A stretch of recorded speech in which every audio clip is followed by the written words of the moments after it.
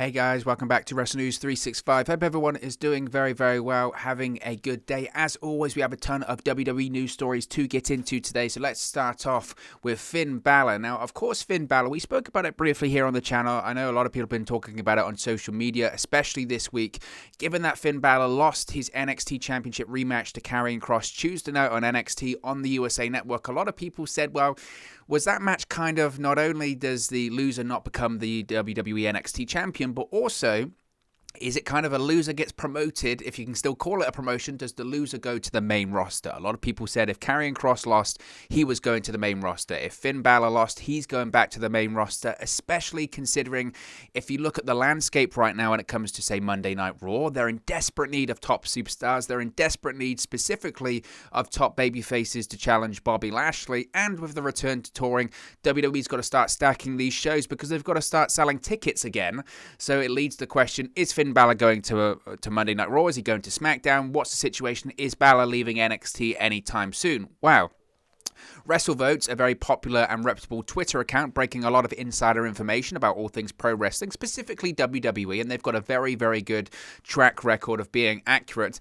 They have tweeted in the last, half an hour or so, saying, quote, regarding Finn Balor, I'm told members of the Raw creative team have asked for him for months now. No edict has come down from the top yet, yanking him from Orlando. The NXT crew adores Balor, so unless main roster has major plans for him, I'd think he's okay where he is. Now, Andrew Zarian of the Mat Men podcast responded to this, and this is quite interesting as well, because Andrew Zarian has broken a lot of major stories recently, whether it's NXT moving to Tuesdays, whether it's WWE's return to touring, actually getting the date spot on when it comes to SmackDown's return to touring and having live fans in attendance in July. He also broke the story about new sets being crafted for Raw and SmackDown, which we're still yet to see, but he responded, quote, wasn't the original plan for him to go down there until SummerSlam 2020. Now, I don't think we've got a response from WrestleVotes yet. Now, to be honest, when it comes to any plans of anything, especially with NXT, but any plans in general of 2020, you kind of have to write them off, because anything that was planned for 2020 pretty much didn't happen, and that's because of the pandemic. Whether it's Finn Balor versus Walter, whether it's Drew McIntyre versus Tyson Fury, whether it's Roman Reigns defeating Goldberg at WrestleMania and all that kind of stuff. There is so much that was planned for 2020 that didn't happen because of the pandemic. So I don't know if necessarily that's a maybe. I understand what he's trying to say there. He's trying to say, well, he was only planned to go down there for a short period anyway, and the pandemic changed that. So wasn't the plan always for him to come back to the main roster? I'm sure the plan always was for him to come back to the main roster. And it's like I've spoke about previously when it comes to Finn Balor. You know, Finn Balor, I think his time in NXT was always going to be limited because the guy's on a main roster contract. He's on a significant amount of money.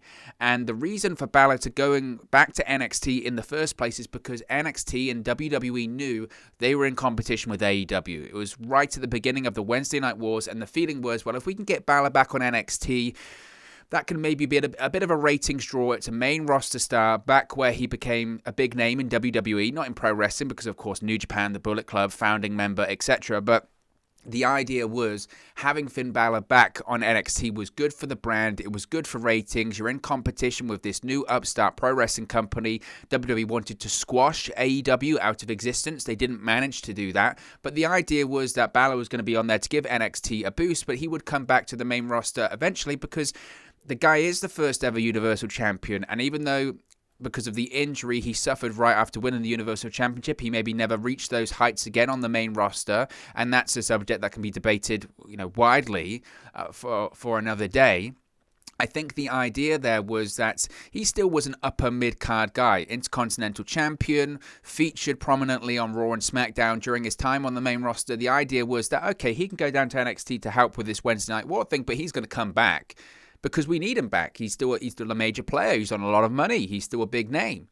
So given everything that he's achieved in NXT now during this second run of his there, and I think he's rehabbed his character. I think his character feels far more relevant, and if he comes back to the main roster, it would feel far more fresh. I think, frankly, WWE officials should look at what Finn Balor's been able to do in terms of his presentation in NXT and realize that there are so many characters on that main roster that feel so bland and they need to evolve and they need to do something different, sending them down to NXT, or sending them down like it's a demotion, but it's not, but sending them to NXT is a great way to rehab that character, is a great way to change things. And then when they come back to the main roster, they do feel fresh and they do feel different. It's like a completely new talent. And I think that might have been the plan initially, when it comes to really having NXT on the USA Network and a full-fledged third brand. The pandemic has changed things. It changed a lot of things. And I think maybe that direction when it comes to NXT and the main roster certainly was part of that. But, I said it on Tuesday when we spoke about this when it comes to Finn Balor. For me at this point, I look at him in NXT and I go, what's left? What's there for him to do? And he can go up against other guys that he hasn't faced off before. And maybe he can challenge for the North American Championship because he hasn't won that title before. And he can challenge for the NXT Tag Team Championship, or he can go to the UK brand. There are options, obviously. And I would still love to see Finn Balor versus Walter. I think everyone would. The fact that the NXT UK TakeOver Dublin event isn't going to happen anymore. It's been cancelled. It's no longer postponed. It's cancelled. And we're not going to see that main event of Walter versus Balor in Balor's home country for the NXT United Kingdom Championship. That sucks, because that match would have been a 5-star classic. The crowd, the competitors, it just would have been. There's no doubt in my mind about that. That sucks. But you look at Balor now as to what there's left for him to do on the main roster, on NXT rather, and for me, it's obvious. It's so obvious that he needs to go to Raw. And I know that probably he wouldn't want to go to Raw, and some fans will look at Finn Balor and say, well, if he goes to Raw, is he going to be used properly? That's so debatable, isn't it? It's so debatable. And what will the creative look like when he goes to Monday Night Raw? Probably not great, because so many NXT talents that we enjoy and we invest emotionally and monetarily in these characters that we enjoy and we like to watch, all this kind of stuff, they go to the main roster, and any kind of image, any kind of anything that kind of makes them distinctive or different gets ripped apart, and then what we enjoyed in NXT is no longer being presented to us on Raw and SmackDown. That character is completely different. Would that happen to Finn Balor? You would hope not, but look, let's face it, that's what Raw and SmackDown does to these NXT talents. I just think at this point, I look at the landscape and I don't know what there really is left for Balor to achieve in NXT. I also look at the Raw side of things and say, look, Raw got a terrible rating and viewership number this week. We'll touch on this in this video. And if Finn Balor goes on the main roster right now, if he goes to Monday Night Raw, he challenges Bobby Lashley for the WWE Championship. The story is there. Him and Lashley have history. They faced each other at WrestleMania 35. The Demon Finn Balor defeated Bobby Lashley in just over 4 minutes to win the Intercontinental Championship. There is stories there. Now, could Balor become WWE Champion? I don't know. I think anything's possible. Anything's possible on that brand right now, because it's not good. They are in so desperate need of having people to challenge Bobby Lashley that are top babyfaces that aren't being called Drew McIntyre. Drew McIntyre's walking a fine line now, and I don't think it's his fault, by the way. But the presentation of Drew McIntyre on Raw in recent weeks and months is, getting very much to the point of, if there was a live crowd there, and this is going to be fascinating once live crowds do return, when the presentation of Drew McIntyre now, crowds would be turning, because it does feel a little bit like he's being forced on people now, and it does feel a bit like, wait a minute, you lost at WrestleMania and you lost at Backlash, you're getting another rematch, and you don't do rematches at this point. All of that kind of stuff turns people against a babyface, and I think McIntyre does need to take a step back, or he needs to change the character. Just having Finn Balor come to Raw and facing Bobby Lashley for a couple of months, a couple of pay-per-views, would just give McIntyre the backseat needed while McIntyre feuds with Jinder Mahal, so he does feel fresh. Then he can step back into the picture at SummerSlam or something like that. But this constant of McIntyre needs WWE Championship match after Championship match after Championship match, even though he's losing, it's because they don't have top baby faces. They don't have people on that brand to effectively challenge Bobby Lashley right now. Now, according to WrestleVotes, they're saying that the NXT crew adores Finn Balor. Of course they do, because he's been really good for NXT, and the presentation of Balor in NXT is far better than the presentation on the main roster, and he's obviously the biggest star they've got on that brand, and Triple H knows that, and everyone knows that, and I'm sure Balor's very happy working with NXT. He's making the same money he was making on the main roster. He's not doing hardly any of the traveling, and I know nobody is when it comes to the pandemic, but the schedule is reduced, and it's far less volatile at those NXT tapings, and he's considered to be a major player, and I'm sure he doesn't have the headaches of all of these writers and Vince McMahon and all that kind of stuff. Why wouldn't he want to stay? But I don't blame the creative team of Monday Night Raw saying, well, we kind of need Finn Balor because we got nothing. We got nothing on Monday Night Raw. And this week's episode of Raw was sheer evidence that they've got nothing. They absolutely have nothing on that brand at the moment that is, anywhere near entertaining. And that's just the facts. But looks like Balor for now is going to be staying in NXT. But as we know, that can change very quickly. Now, let's talk about Monday Night Raw. I spoke about the ratings there, and I said we were going to talk about them, and we have to because...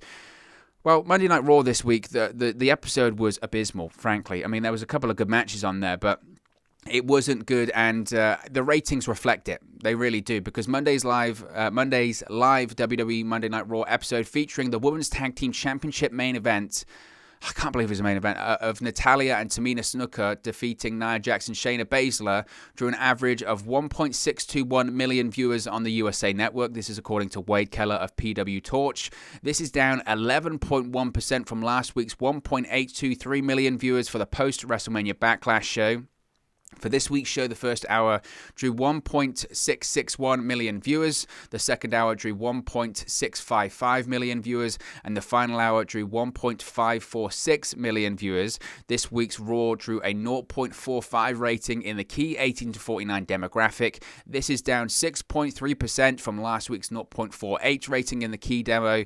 This week's Raw viewership was down 11.1% from last week's show, while this week's 18 to 49 key demographic was down 6.3% from last week. Monday Night Raw drew the lowest audience of the year so far and the fourth lowest audience in Raw history. The fourth lowest in Raw history. The key demographic was also the lowest of the year and the second lowest in show history for that demographic. And the thing is, that's not a surprise, because if you watched that episode on Monday night, you wouldn't be stunned either, because the show was that bad. Honestly, it was that bad. That there is, you can't look at that rating and go, man, that's low. I don't know why, because the show was good. Because it wasn't. The show wasn't good this week. It was awful. And I said it on the Raw reaction on Monday. I was going to be fascinated to see what the outcome was when it comes to the rating and the viewership this week, because that main event, that show closing angle, I mean, I would have loved to have known the minute by minutes or the quarter hours or all this kind of stuff, because that show closing angle and that show closing match, no disrespect to the Women's Tag Team Championships or anything like that. I'm a big advocate of female wrestling. I think female wrestling can draw. But that presentation and that show closing angle, they went off the air with Shayna Baszler challenging Reginald. Are you kidding me? I mean, seriously, are you kidding me? I'd have loved to know that said the minute by minutes, because people must have switched off, and they did, because the third hour always has a drop anyway, but how is that entertainment? And why? You've got to give your viewers a reason to watch Raw, and they didn't. They did not give their viewership or their audience a reason to tune in at all. Not only for this week, but for next week as well. It was awful. It was awful. And I said it last year, and I don't mean to be like, oh, I told you so, but it's so obvious. It's so obvious. When they had the record low last year, towards the end of last year, and you hear all these stories, USA Network, they're furious, and Raw realize, and WWE officials realize they need to fix things, and they're going to fix things, and they're going to change things. You got Randy Orton being set on fire, or the Bray Wyatt being set on fire, and Randy Orton then getting fire in the face by Alexa Bliss and all this kind of stuff, and people are going, see, they're going back to edgy stuff, and they're going to try different stuff with all this kind of stuff. I said it at the time last year, is that, yes, we had a record low for Raw, but the record lows will keep coming, they'll keep coming, and it will get worse and worse and worse and worse. We go through this every year. Where it's record lows or near record lows, and then we're going to fix things, we're going to change things, and then it gets a new record low, and then we're going to fix things and change things again, and it's just that cycle. It's always that cycle. And I know, trust me, I know that television plays a factor into this. Television's changing. There are far more options out there than ever before. Streaming, on demand, watching it online, all that kind of stuff. I get it. And I get that all television ratings are down. And I get that all television networks are suffering. Unless you're cable news or your live sport, you're dead in the water. I get it. And I understand that still television networks still want pro wrestling because they can still deliver a reasonable size audience and they can still get to the top of cable and they're reliable and it's content and it's every week. I get it. Don't get me wrong. wrong, I get it. But Monday Night Raw, their low numbers are also because of the decline of television, but also because the product's bad. The product is bad. It's a bad show. It's 3 hours, and it's 3 hours of bad television. If it was, if the ratings come out and they were low, but it was a good television, you would say, you know what, it doesn't look great, and maybe they need to figure that out, but at least the show's worth watching. When you see this bit of news, you don't blame people for not tuning in.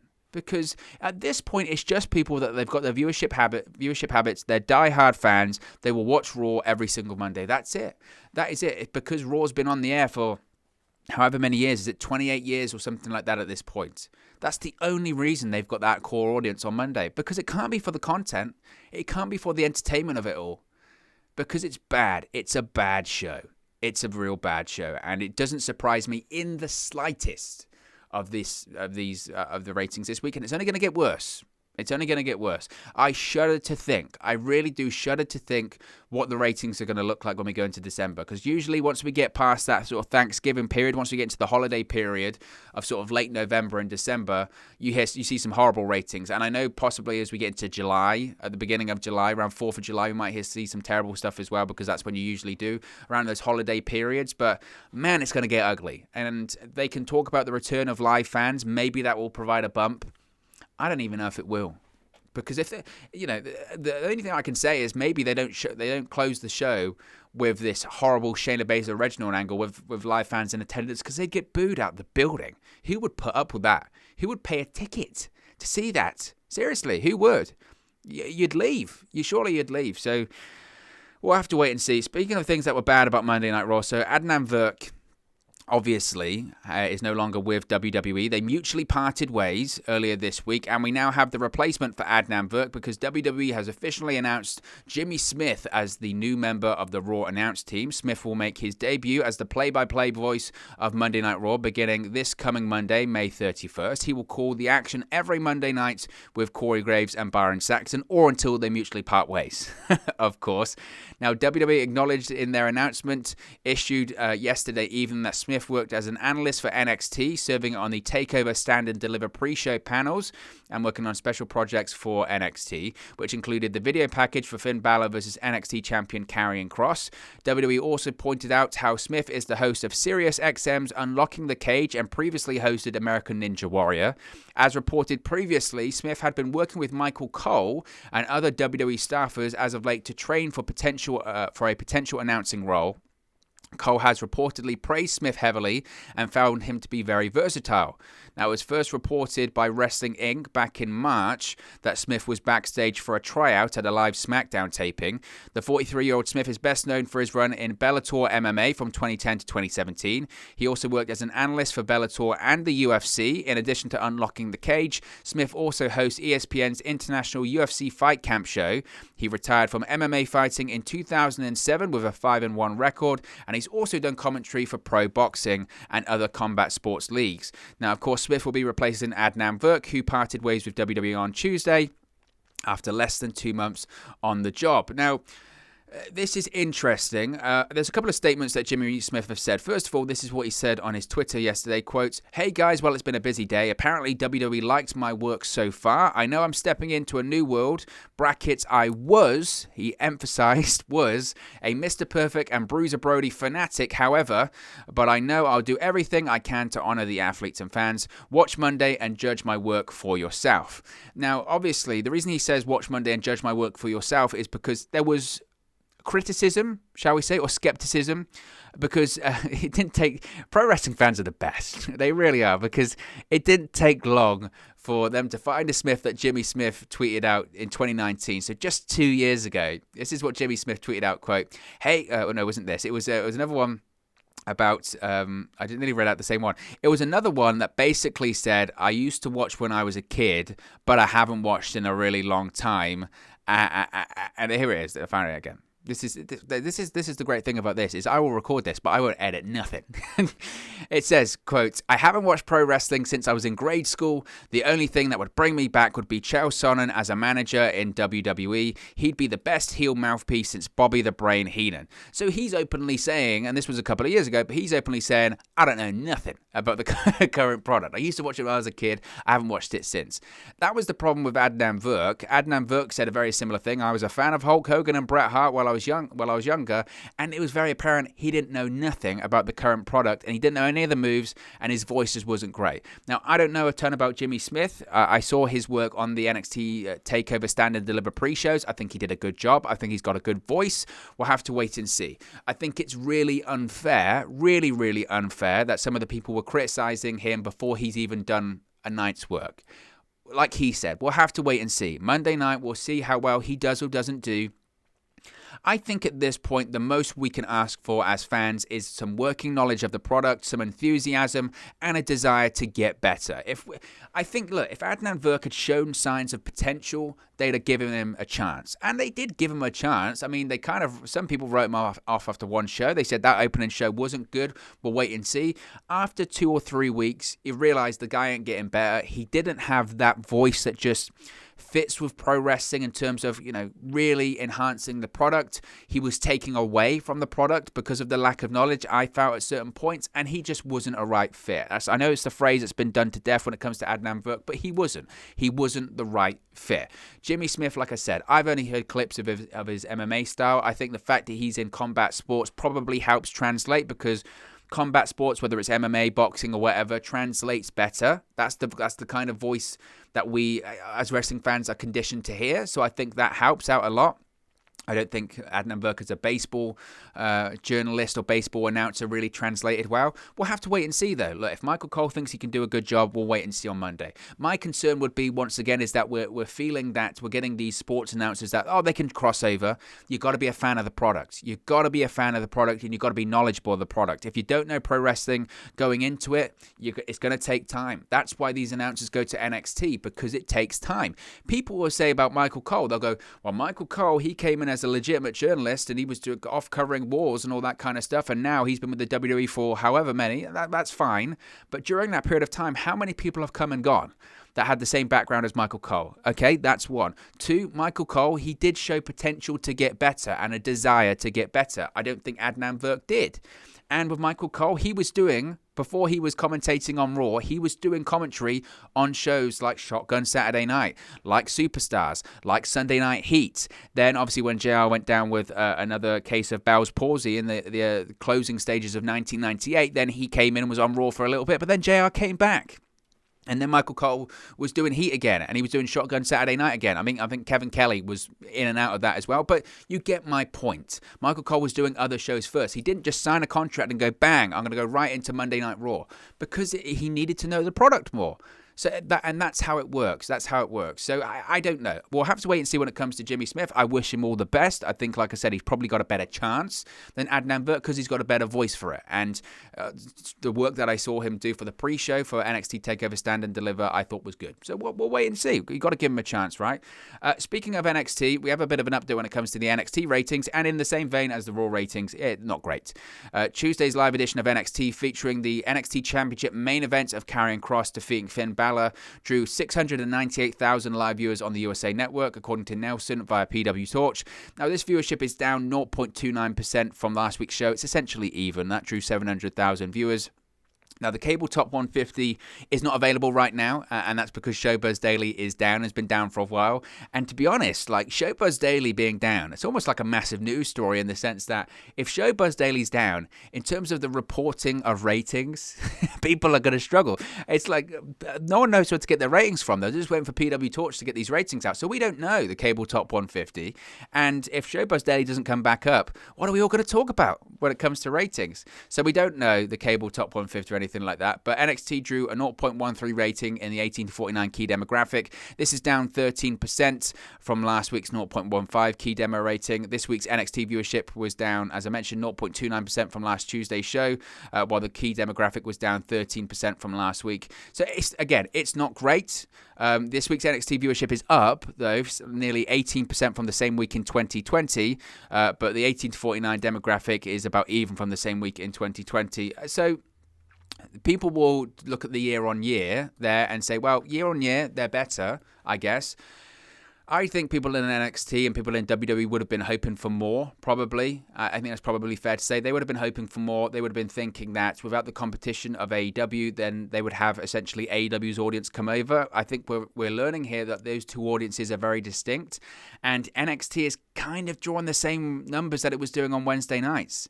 Which is that alarming? I don't know. We're finding NXT's audience here. It's between 600 to 800,000. That is it. That is it. And if it's 800,000, that's a really good number for NXT. How do they change that? You got to get more stars on the show, but I don't think that's going to happen. I think that given the fact that a lot of the names on there are developing stars, and once the stars get over, they leave. They go to Raw or SmackDown. It's a really difficult model, NXT, to draw numbers, because once you do get a star that gets red hot, Raw or SmackDown are going to want them.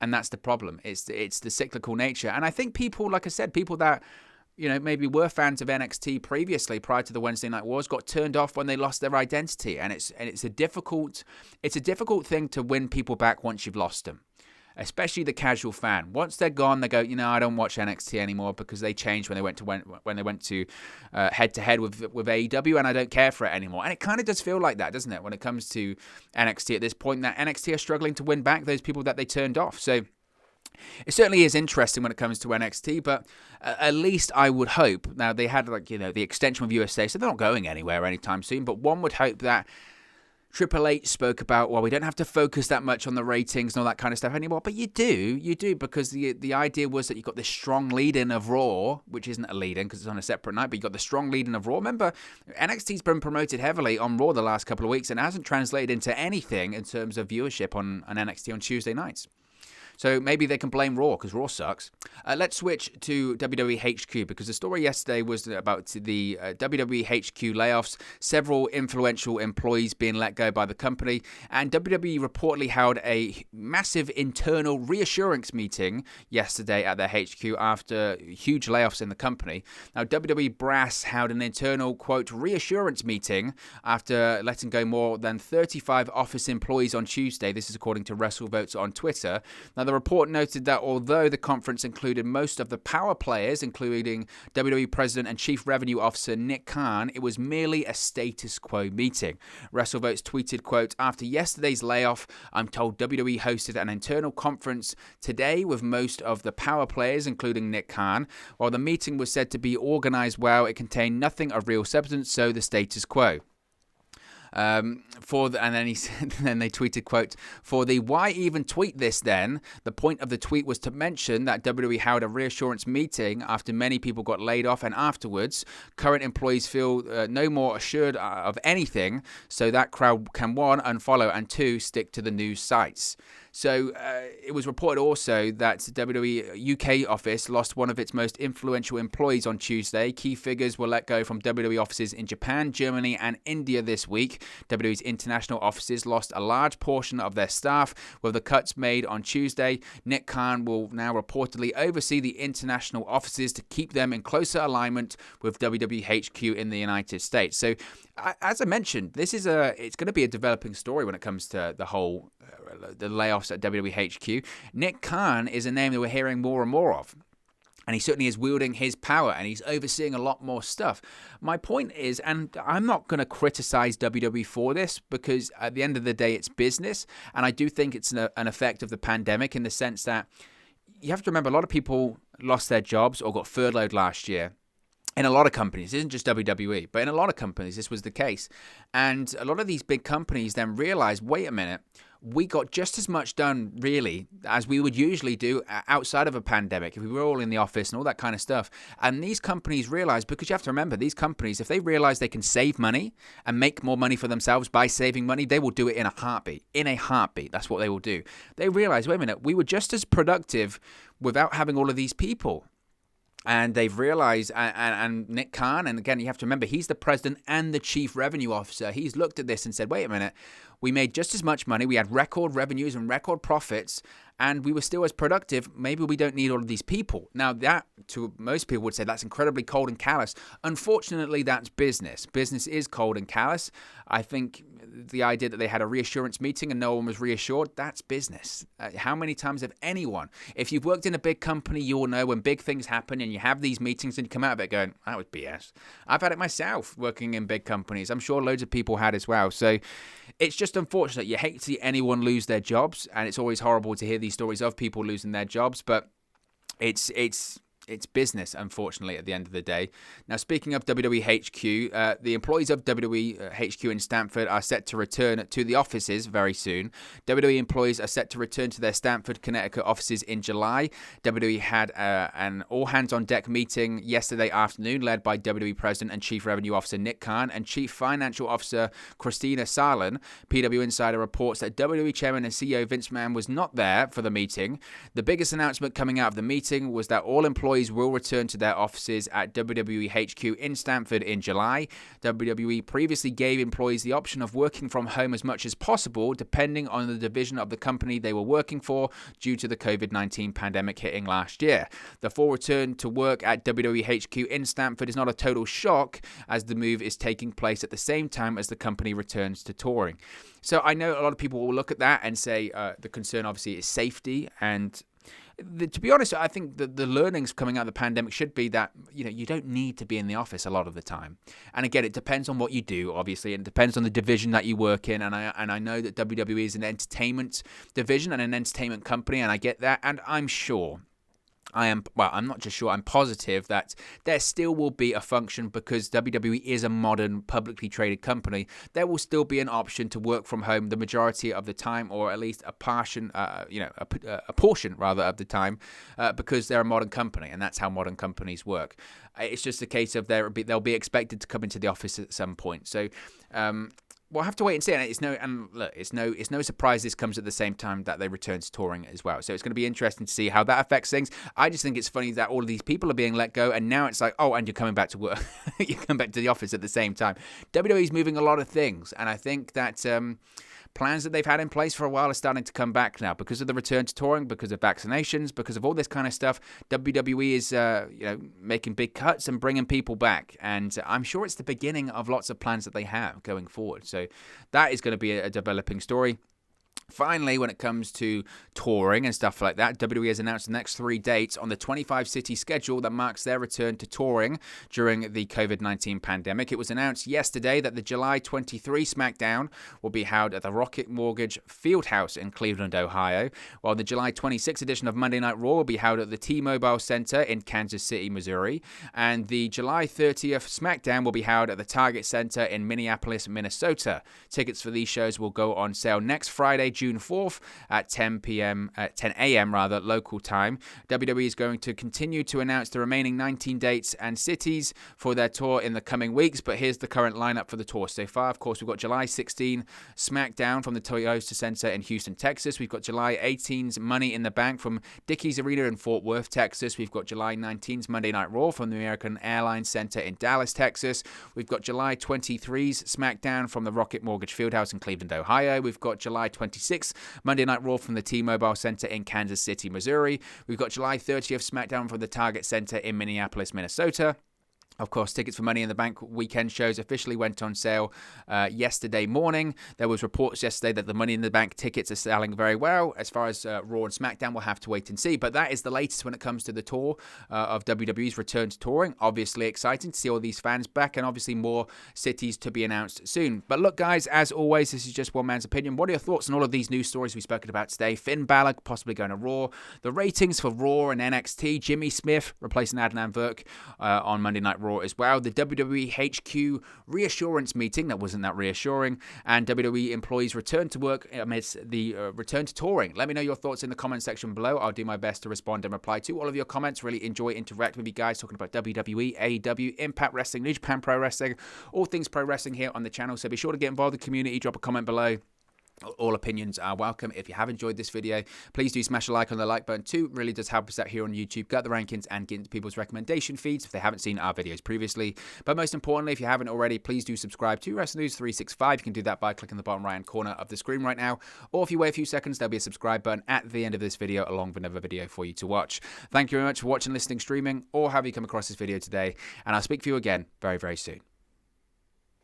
Hey guys, thank you for watching, listening, streaming, or however you come across this video today. Be sure to click on the video on the right there to watch our next video, or click the bottom there to subscribe, or the bottom right hand corner. Thank you very much, and I'll speak to you again very soon.